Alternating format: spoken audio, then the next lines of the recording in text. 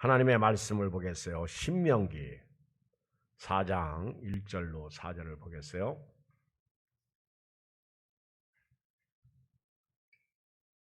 신명기 4장 1절로 4절을 한 음성을 읽겠어요. 266쪽입니다. 신명기 4장 1절로 4절 우리 같이 한 음성으로 읽겠어요. 266쪽 시작. 이스라엘아, 이제 내가 너희에게 가르치는 규례와 법도를 듣고 준행하라. 그리하면 너희가 살 것이요 너희 조상의 하나님 여호와께서 너희에게 주시는 땅에 들어가서 그것을 얻게 되리라. 내가 너희에게 명령하는 말을 너희는 가감하지 말고 내가 너희에게 내리는 너희 하나님 여호와의 명령을 지키라. 여호와께서 바알 부울의 일로 말미암아 행하시는 말을 너희가 눈으로 보았거니와 바알 부울을 따른 모든 사람을 너희 하나님 여호와께서 너희 가운데에서 멸망시키셨으되 오직 너희 하나님 여호와께 붙어 떠나지 않은 너희는 오늘까지 다 생존하였느니라. 아멘. 오늘 저녁에는 하나님의 말씀을 대하는 자세, 이런 내용의 말씀입니다. 여러분, 성경이 우리가 지금 말씀을 듣고 있는데요, 성경을 읽고 있는데요, 이 말씀이 하나님이 기록한 말씀이다. 또 하나님의 언약책이다. 이 사실을 믿으십니까? 그렇다면 이 성경을 여러분들이 이 기록된 말씀을 하나님 대하듯이 존중해야 됩니다. 하나님 말씀을 하나님께서 오늘 나에게 말씀하신다. 이왕 성경을 읽을 때 누워서 읽는 것보다는 앉아서 읽는 게 훨씬 낫겠죠. 또 성경을 읽을 때 무릎을 꿇고 읽으면 더 좋겠죠. 제가 저녁마다 기도를 하는데 많이는 안 해요. 1시간 정도 기도하는데요. 이렇게 무릎을 꿇고 기도하다가 보면 너무 힘들어. 그래서 무릎을 못 꿇어. 그래서 이제 양반 자세로 기도하는데 하나님 앞에 참 죄송스럽더라고요. 그러던 어느 날 TV 보다가 광고 시간에 소년제가 의자 광고를 하더라고. 근데 그 의자를 보니까 내가 기도 시간에 그 의자를 사다가 이렇게 앉아서 기도하면 편할 것 같더라고. 왜냐하면 제가 이렇게 앉으면 나도 모르게 제 허리가 이렇게 굽어져요. 자꾸 이렇게. 옛날부터 그랬어. 어려서 지게질을 많이 해서 그런가. 제가 지게질을 엄청 했거든요. 그래서 이렇게 앉으면 나도 모르게 이렇게 굽어져. 그러지 않아도 어깨가 굽었는데. 그래서 이제 기도하다가 이제 아이고 허리를 피면 너무 힘들더라고. 그래가지고 그 의자를 광고하는 거 보니까 아주 꼭 마음이 들어요. 그래서 이제 샀어. 홈플러스 가서 사가지고 이제 갖다 놓고 기도를 했어요. 너무 좋은 거예요. 아주 딱 앉으니까 이게 딱 받쳐주니까 이게 나도 모르게 구부러지지가 않더라고.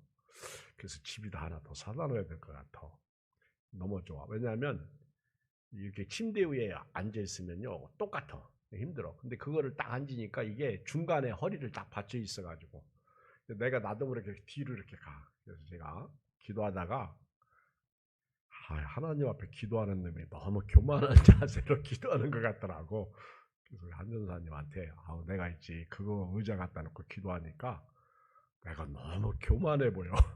아니 하나님 앞에 기도하는 놈이 그렇게 버팅기고 기도하면 응답이 있겠냐 그랬더니 또 한전사님은 괜찮아요 목사님. 없는 것보다 그 앉아서 그 읽고 하는 게 좋죠. 그런데 어딘가 모르게 하나님 앞에 죄송스러워. 성경에 보면 무릎을 꿇고 엘리야는 그 무릎 사이에 머리를 쳐놓고 막 그렇게 간절히 기도했는데 제가 무릎을 못 꿇으니까 이제 양반 자세로 이렇게 기도하다가 보니까 너무 힘들어가지고 했는데 참 그래요. 성경을 읽을 때에도요, 우리가 교만하게 성경을 읽으면 안 돼. 성경을 통해서 지식을 배우려고 한다든가, 또 성경을 통해서 어떤 것을 배워서 가르치려고 한다든가, 또 성경을 통해서 내가 부자가 되려고 한다든가, 또 성경을 통해서 어떤 이득을 챙기려고 한다든가, 그러면 안 돼. 하나님이 주시는 말씀을 들으면 돼요.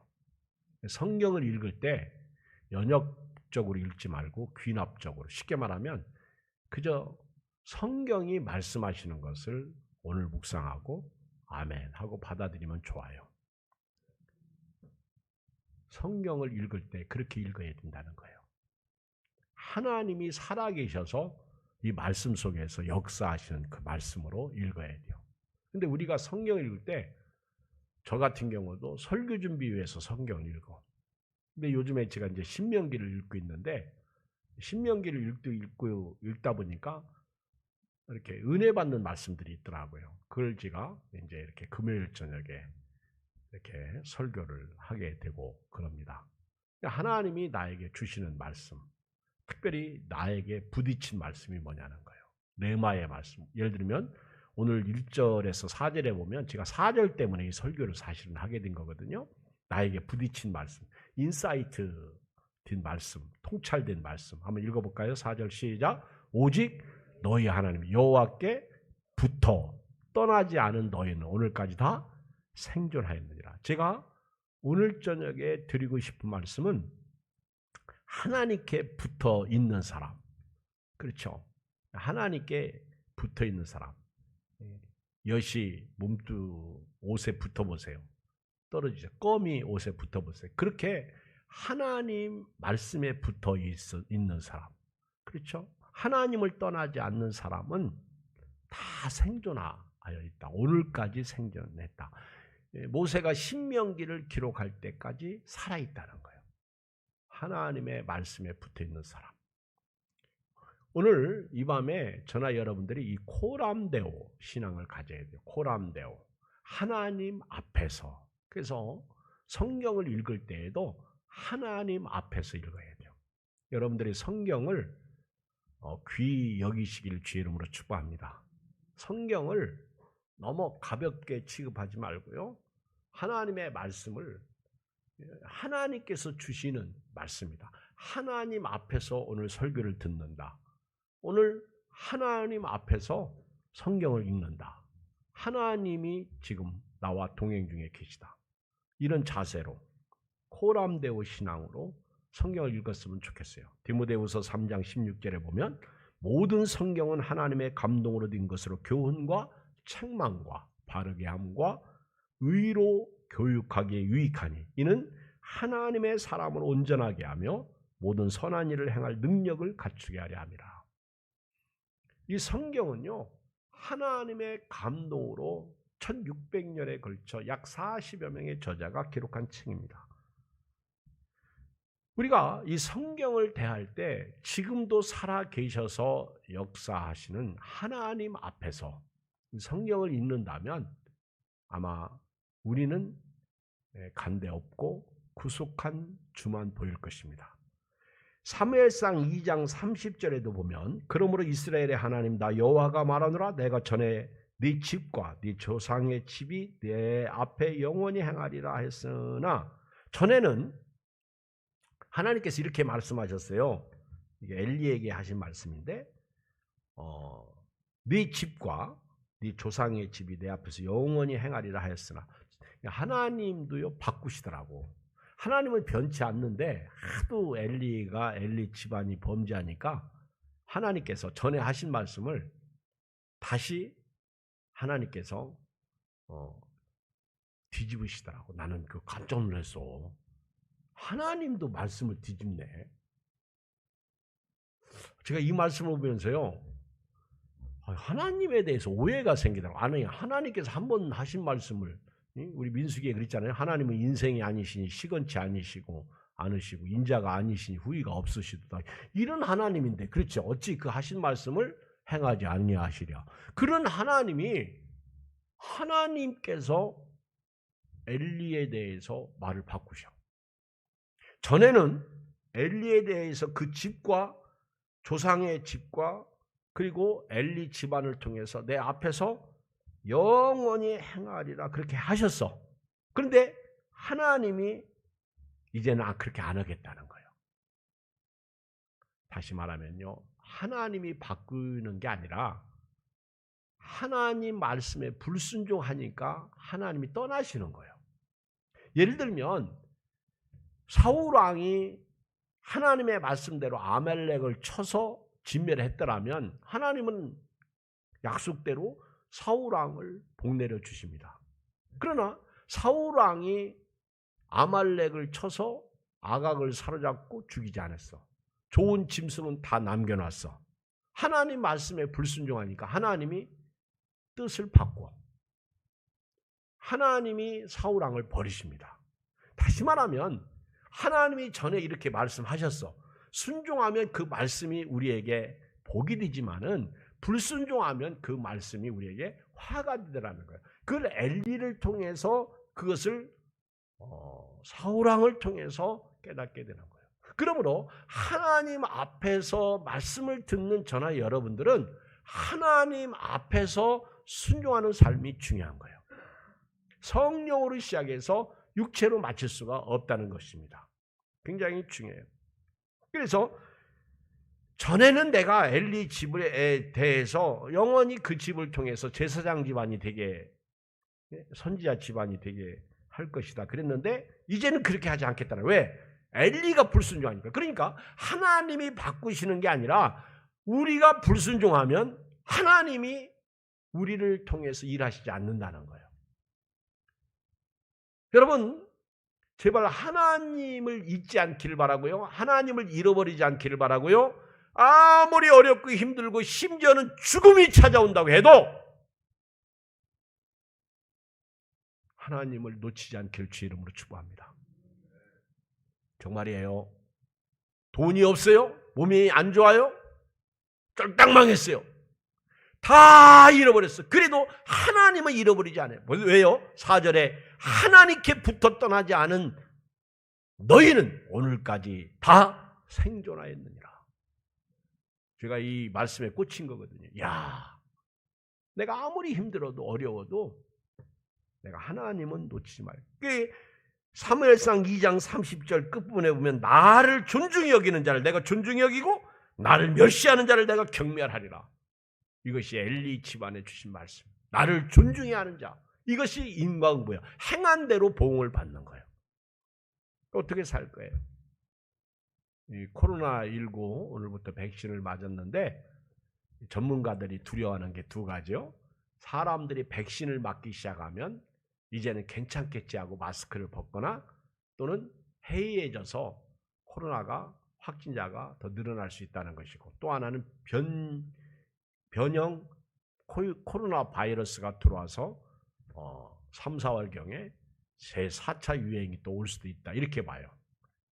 전문가들이 얘기해요. 그렇다면 우리가 백신 맞는 사람은 맞는 거고 못 맞는 사람은 못 맞는 거고, 정부에서 코로나를 이렇게 통해서 국민을 지키려고 하니까 마스크 쓰기, 손 씻기, 그리고 방역 수칙 할 수 있으면 지키는 지혜가 필요해요. 뭐 그렇죠? 나는 이 정부가 싫으니까 말 안 들어. 그게 잘못된 거예요. 할 건 해야 돼요. 그렇죠? 제가 이렇게 성경을 읽다 보면 새벽 설교 준비를 이렇게 기도서 또 이제 빌레몬서 이렇게 하는데, 위에 그 위정자들 그리고 권세자들, 이런 하나님이 세운 자들에게 복종하라 이런 말씀이 있어요. 로마서 13장에도 있고요. 이게 중요한 말씀이에요. 어느 분이 쓴 책을 읽어보니까 우리 목회자들이나 교인들이 권세자들에게 복종하지 않는 것은 곧 하나님께 복종하지 않는 것이다 이렇게 말하더라고요. 여러분, 성경에 기록된 말씀이에요. 새벽기도 나오면 아마 들을 수 있어요. 이 시간에는 그 말을 못해요. 권세자들에게 복종하는 지혜가 필요합니다. 오늘부터요, 하나님께서 변하시는 게 아니라 불순종하니까 하나님이 그 사람을 떠나고 그 사람을 멸하시면서 나를 존중히 여기는 자를 내가 존중히 여기고 나를 멸시하는 자를 내가 경멸하리라 그러셔요. 이거를 엘리 집안과 사울 왕을 통해서 깨닫습니다. 말라기 3장 16절에도 보면 그때 여호와를 경외하는 자들이 피차에 말하며 여호와께서 그것을 분명히 들으시고 여호와를 경외하는 자와 그 이름을 존중히 여기는 자를 위하여 여호와 앞에 있는 기념책에 기록하셨느니라. 여러분, 하나님께서 하나님을 존중히 여기는 자들을 여호와의 기념책에 그 이름을 기록해요. 저는 오늘 코로나 시대에 여러분들이 하나님의 책에 여러분들의 이름이 기록되기를 주의 이름으로 축복합니다. 이름이 기록되기를 주의 이름으로 축복합니다.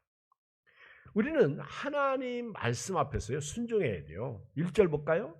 시작. 이스라엘아, 이제 내가 너희에게 가르치는 규례와 법들을 듣고 준행하라. 그리하면 너희가 살 것이요 너희 조상의 하나님 여호와께서 너희에게 주시는 땅에 들어가서 그것을 얻게 되리라. 여기 보면 모세가 이제 가나안 땅을 바라보고 마지막 한편의 설교를 하시죠. 근데 이 설교 속에는 과거 40년의 역사가 다 들어있어요. 저 강 건너 홍해 바다 건너 애굽의 역사가 다 들어있어요. 하나님께서 왜 우리를 불러냈느냐? 너희들이 40년 광야 생활을 통해서 깨닫지 않았느냐? 하나님의 말씀 듣고 순종했던 사람과 불순종했던 사람들이 어떻게 되냐? 4절 말씀처럼 듣고 순종했던 사람은 지금까지 살아있지 않냐? 그런데 불순종했던 사람은 다 죽지 않았냐? 그러니 너희는 순종하고 살라는 거예요. 순종하고 살라는 거예요. 이게 성경이 우리에게 가르쳐 주시는 교훈이에요. 연세가 드신 분들은 드신 대로, 젊은 분들은 젊은 대로 순종하고 살라는 거예요. 순종하면 하나님께서 살려주십니다. 보세요. 1절. 그리하면 너희가 살 것이요 너희 조상의 하나님 여호와께서 너희에게 주시는 땅에 들어가서 그것을 얻게 되리라.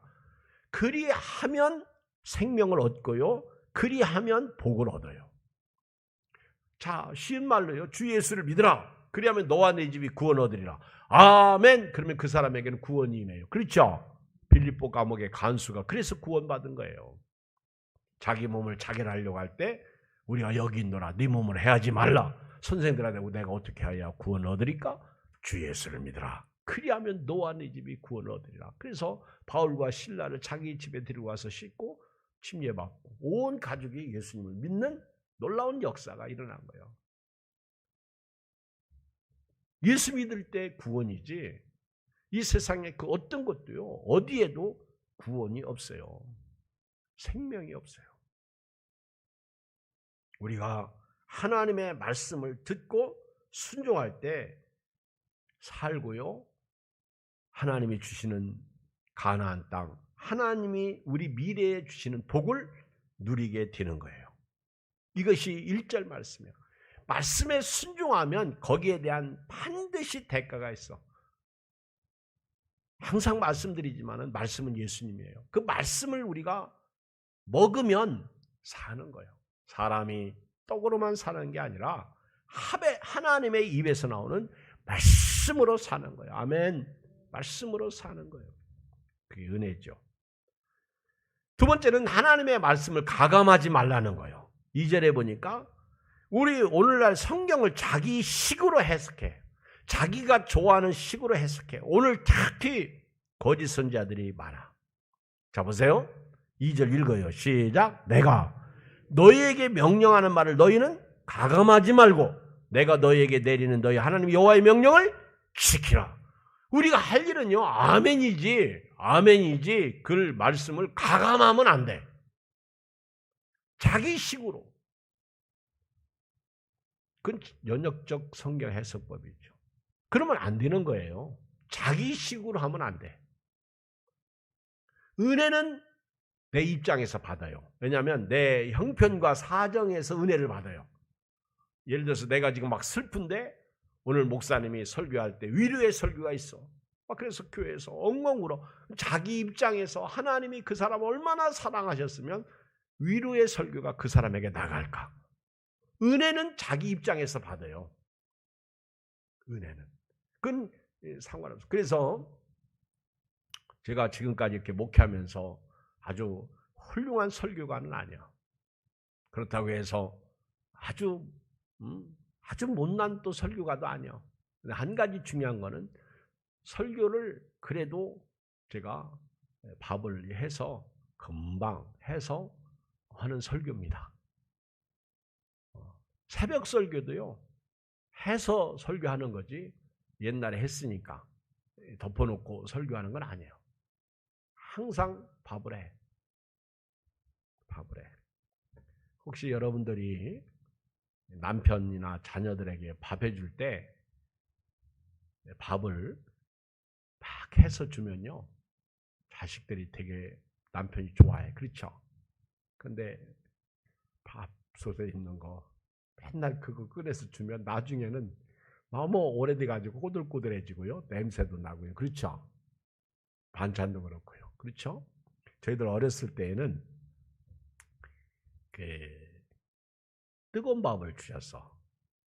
참 옛날에 가난했던 시절에 뜨거운 밥 먹기라는 게 쉽습니까? 그런데 찬밥보다는 뜨거운 밥을 주셨어. 왜냐하면 비록 보리밥이라도요. 뜨거운 밥을 먹으면 그게 힘이 든다고 어른들이 그러면서 밥을 막 뜨겁게 해서 이렇게 해주셨어. 그렇죠? 근데 요즘은요. 인스턴트 시대라 해놓은 밥을 그냥 전자레인지에 돌려가지고 해서 먹고 국도 그렇게 먹고 참 편하긴 한데 거기에는 정성도 없고 사랑도 없어. 그렇죠? 거기에는 돈만 있어. 그래서 슬픈 시대를 우리가 살고 있어. 그리고 요즘 시대는요. 서로 다 바빠가지고 서로 다 각기 살아. 그렇죠? 먹고 싶으면 먹고 안 먹고 싶으면 안 먹고. 옛날에는 인사가 진지 드셨습니까? 진지 잡수셨습니까?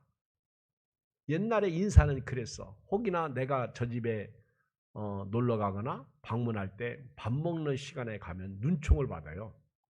실제로 우리 어렸을 때 보면요. 가난했던 시절에 꼭 밥 먹을 때 와.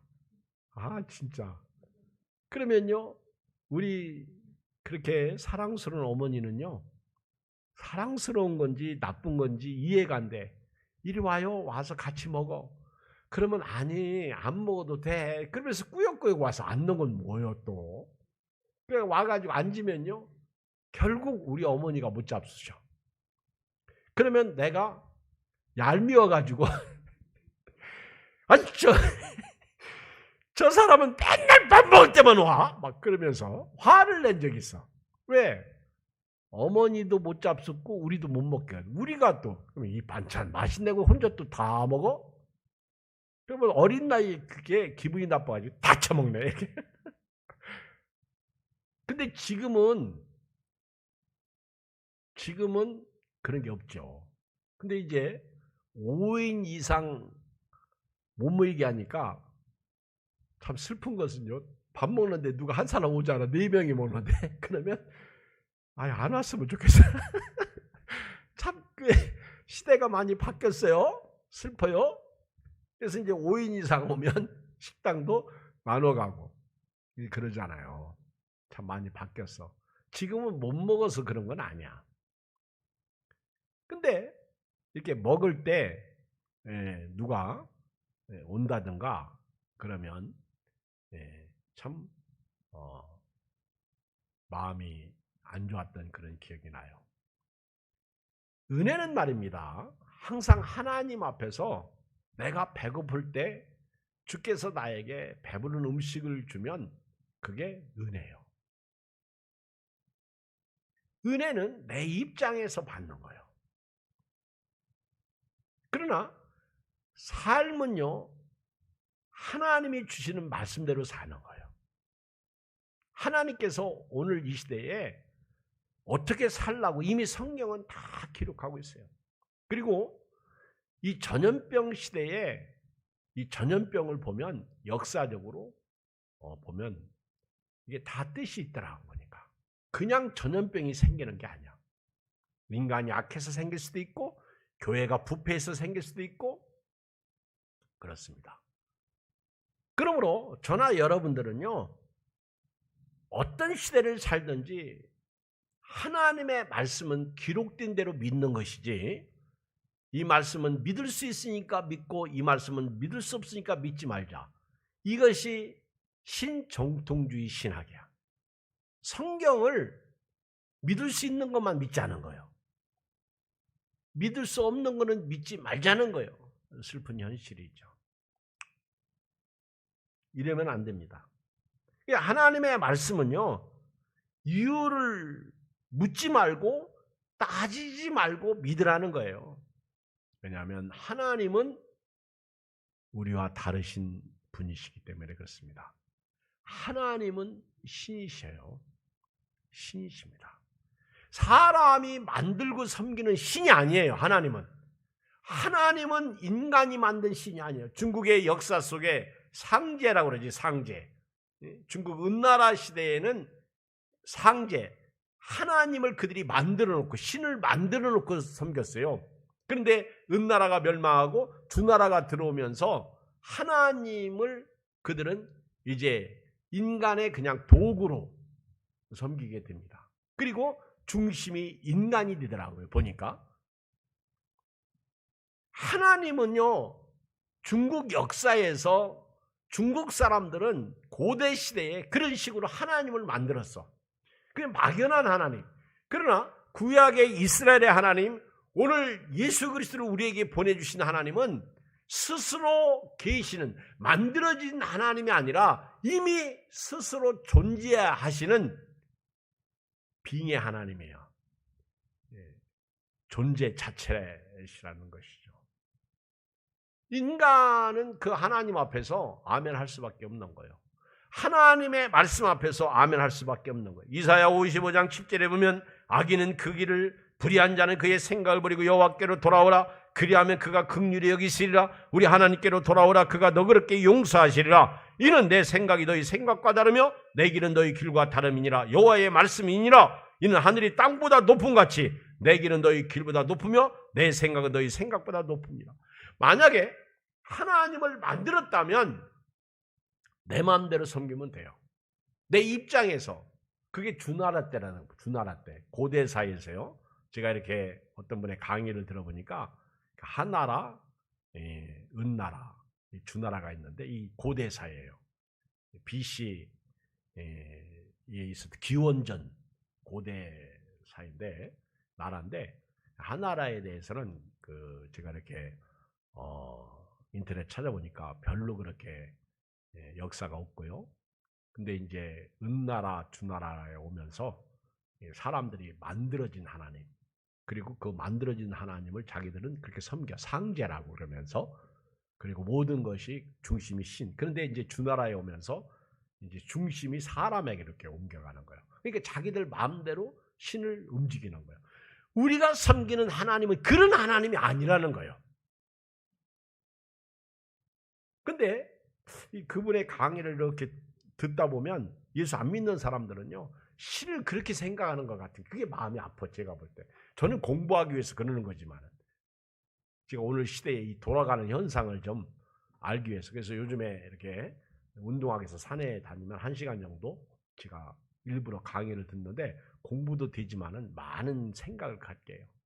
우리는 만들어진 하나님이 아니에요. 절대로. 여러분, 하나님 말씀은 그대로 순종하고 믿어야지 그 하나님 앞에서 우리가 이래도 되고 이래도 되고요. 하나님 이렇게. 그래서 제가 늘 얘기하잖아요. 신앙은 콜택시 신앙 되지 말고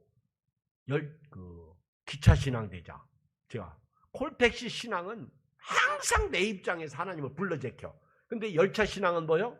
내가 기차를 타기 위해서 내가 기차를 이리 오세요. 못 불러? 못 불러요. 열차 타기 위해서 어디로 가야 돼요? 아직도 그거 몰라? 열차 타기 위해서 어디로 가야 돼요? 역전으로 가야 돼요. 은혜 받기 위해서 어디로 가야 돼요? 하나님 앞에 가야 되는 거예요. 성경을 열어야 돼요. 절대로 성경을 가감하면 안 돼요. 베드로후서 1장 20절 먼저 할 것은 성경의 모든 예언은 사사로이 풀 것이 아니니 예언은 언제든지 사람의 뜻으로 낸 것이 아니요 오직 성령의 감동하심을 받은 사람들이 하나님께 받아 말하는 것이며 그래서 구약성경 예언자들이 고독했던 거예요. 가짜들이 전부 만들어낸 이야기들을 왕에게 전하고 시대에 정하고 또 사람들 그걸 좋아했잖아. 사람들이 길한 예언을 좋아하고 흉한 예언을 싫어했어. 그러니까 예언자들은요 흉한 예언을 하니까 죽임을 당하고 심지어는 감옥에 갇히고 그러는 것이죠. 시편 12편 32절 내가 너에게 명령하는 이 모든 말을 너희는 직행하고 그것에 가감하지 말지니라. 가하지도 말고 감하지도 말라는 거예요. 갈라디아서 3장 15절 형제들아 내가 사람이 예대로 말하니 사람의 언약이라도 정한 후에는 아무도 폐하거나 더하거나 하지 못하느니라. 이 약속들은 아브라함과 그 자손에게 말씀하신 것인데 여럿을 가리켜 그 자손들이 하지 아니하고 오직 한 사람을 가리켜 네 자손이라 했으니 곧 그리스도라. 모든 자손이 한 사람이신 예수님이야. 예수 그리스도를 통하지 아니하면 하나님의 자녀가 될 수 없어요.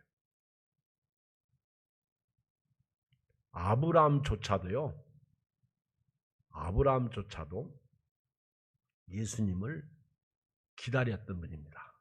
그렇게 성경은 기록되어 있어요. 오늘 하나님 말씀은 코란배우로 받아야 됩니다. 늘 하나님, 신전의식이에요. 하나님 앞에서 이런 신앙으로 가져야 되고요. 두 번째는 하나님의 말씀은요, 절대로 가감하지 말고요. 오늘 이 시대에 세상 지식이 뭐라고 하든 암흑의 교수가 뭐라고 하든 또 뭐 심지어는 도울 김용욱 같은 사람이 뭐라고 방송에 나와서 얘기하든 그 사람들은 가감하는 사람들이에요. 철학하는 사람들은요, 이 철학이 모든 것에 위에 있다고 봐요. 위에. 여러분 혹시 그 고대 철학자 중에 최초의 철학자라고 부르는 사람이 누군지 아세요? 탈레스입니다. 탈레스. 그 이후에 소크라테스, 플라톤, 아리스토텔레스가 나오죠. 그렇죠? 근데 이 탈레스라고 하는 사람이 모든 근원을 물이라고 봤어요. 물. 이 탈레스가 아주 유명한 말을 했는데 모든 근원은 물이다. 만물의 근원은 물이다. 그렇게 본 거예요. 그 이전에 철학자들이 없었겠어요? 있었죠. 근데 그 이전에 철학자들은요, 사상가들은요, 모든 만물의 근원은 신이라고 봤어요. 제가 조금 전에 은나라, 주나라 얘기했는데, 그런데 어느 날 탈레스라는 철학자가 나와가지고 만물의 근원은 물이다 그래 버리니까 신을 거부하잖아요. 그렇죠? 그래서 철학은 말입니다. 사상입니다. 생각이에요. 그 사상은 말입니다. 믿음을 거부하는 거예요. 당시에 탈레스라는 사람이 얼마나 고독했겠어요. 그렇죠? 그러니까 이 지식이라는 것은요, 결국 만들어진 신을 거부하든 존재하는 신을 거부하는 게 지식이더라고. 철학이 무슨 뭐 상위에 있든 하위에 있든, 우리는 거기에 지식에는 못 따라갈지 모르지만 우리는 형이 하학을 믿는 사람이 아니라 형이 상학을 믿는 거예요. 그 위에 하나님이 계시는 거예요. 이거는 불변의 진리야. 그러므로 저나 여러분들은요, 세상의 철학이 오늘 한국교회를, 세상의 무슨 이론이 오늘 한국교회를, 그리고 세상의 무슨 지성이 아니면 무슨 사람들이 주장하는 그런 것들이 결국은 이 포스트 모더니즘 시대에 하나님을 거부하더라는 거예요. 제가 볼 때.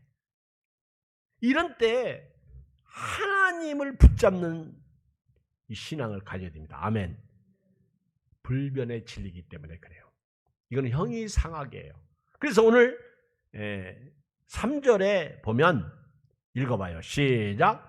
여호와께서 바알볼의 일로 말미암아 행하신 바를 너희가 눈으로 보았거니와 바알볼을 따른 모든 사람을 너희 하나님 여호와께서 너희 가운데서 멸망시켰으되 오직 너희 하나님 여호와께 붙어 떠나지 않은 너희는 오늘까지 다 생존하였느니라. 지금 세 번째는요, 제가 드리고 싶은 말씀은 세상이 뭐 어떻든 내가 누구를 좋아하든 송가인이 뭐 요즘은 얼마나 유명한지 잘 모르겠어요. 근데 그 어머니가 무당이더라고. 그런데 나는 송가인이 좋기 때문에 나도 뭐 무당한테 찾아가야지. 또는 요즘에 엊그저께도 내가 집에 가서 우리 두 아들이 TV를 보는데 유재석하고 몇 사람들이 그 무당이 아니고 그 철학관 하는 결국 사주팔자 보는 사람 관상하고 그 다음에 이렇게 그 사람의 사주를 봐주더라고요. 근데 애들이 보고 있어서 이렇게 보니까 참 방송이 그런 거예요. 그래서 오늘의 운세, 오늘의 사주 컴퓨터에 이렇게 가서 보면 이런 거 하지 마세요. 이게 바알볼이야. 이게 우상이야.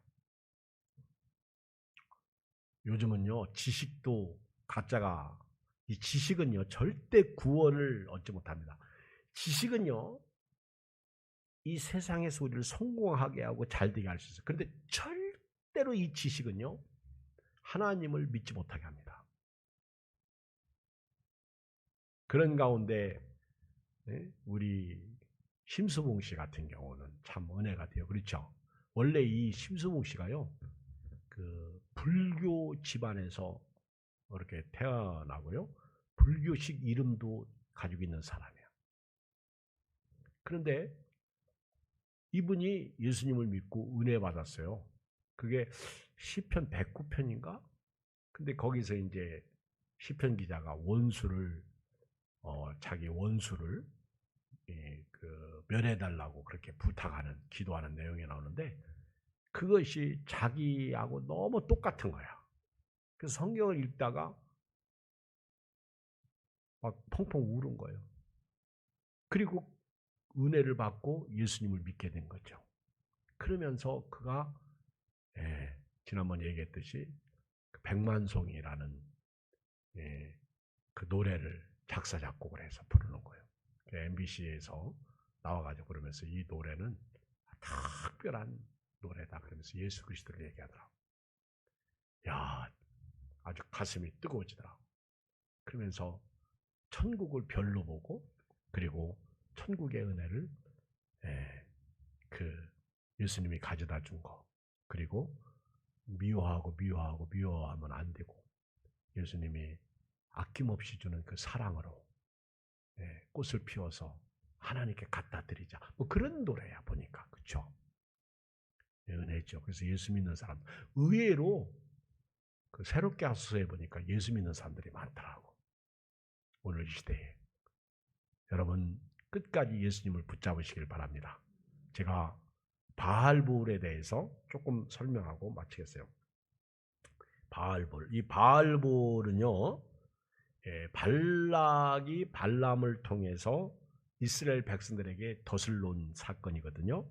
이게 민수기 25장 사건이 바로 모세가 지금 바알볼의 바알볼 우상을 섬기다가 망했다는 거예요. 멸망당했다는. 근데 너희는 그 우상을 섬기지 않고 끝까지 말씀을 붙잡고 떠나지 않고 그래서 오늘까지 생존했다. 그 얼마 전 사건이요. 이게 이 말씀에 비춰볼 때, 자 읽어요. 민수기 25장. 민수기 25장 다 펴보세요. 자, 이 시딤 사건이요. 25장 1절. 이스라엘이 시딤에 머물렀다. 이 시딤이 아카시아라는 뜻입니다. 아카시아 나무. 시딤이 지역 이름인데 아카시아, 가시가 놓친 곳이에요. 이스라엘에서 여기서 가시한테 찔린 거예요. 이게 성경에는 그런 식으로 안 나왔지만은 이 주석가들이 말할 때는 이 시딤의 사건은 발락이 발람, 결국 발람이 돈 받고 이 발락을 사주해 가지고 이스라엘 백성들이 이렇게 해라, 모압 여자를 들여보내라, 그러면 이스라엘은 망한다. 그래서 그 사건, 그래서 하나님은 발람을 심판하신 것이죠.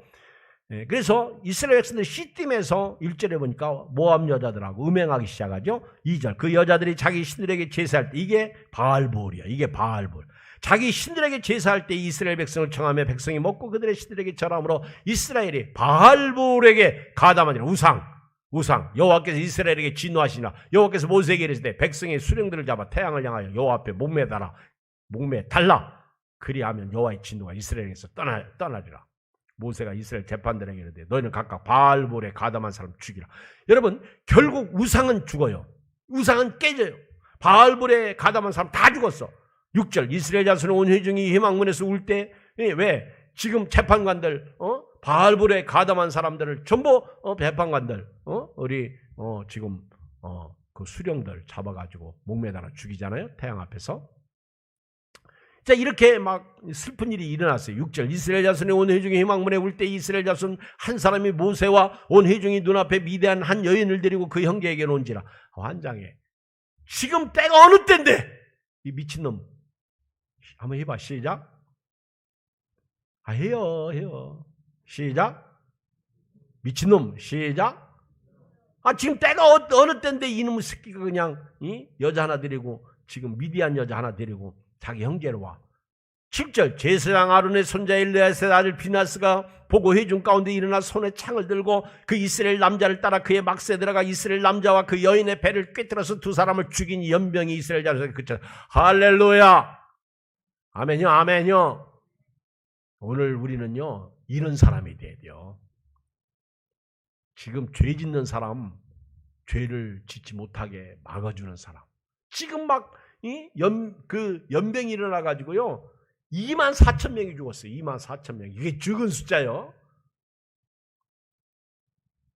그런데 그런 상황 가운데 있는데 지금 막 하나님이 24,000명을 죽이고 있는데 이 이스라엘 자손 중에 한 사람이 미디안 여자를 데리고 자기 장막으로 들어가니까 이건 아니다. 그래가지고 엘르야살의 아들 비나스가 보고 창을 들고 가서 두 남자를 찔러 죽이니까 하나님이 내렸던 연병이 끝나는 거예요.